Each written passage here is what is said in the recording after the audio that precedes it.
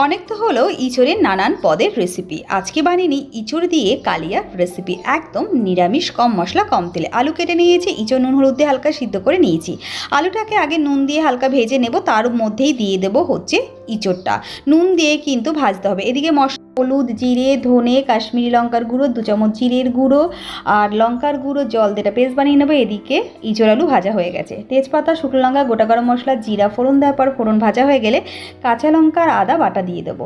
একটু ভাজা হয়ে গেলে টমেটো পেস্ট দেওয়ার পর নুন দিয়ে একটু মশলা কষিয়ে যে মশলাটা পেস্ট করে রেখেছিলাম সেই মশলা দিয়ে চিনি দিয়ে ভালো করে কষাবো যতক্ষণ না তেল ছেড়ে দেয়। তেল ছেড়ে দিলেই ইঁচড় আর আলু ভাজাটা দিয়ে আরও কিছুক্ষণ কষিয়ে গরম জল দিয়ে দেবো।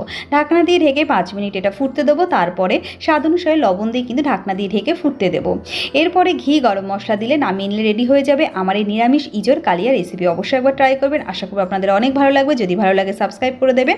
আর ও হ্যাঁ, কোথা থেকে দেখছেন সেটা অবশ্যই বলবেন। ধন্যবাদ।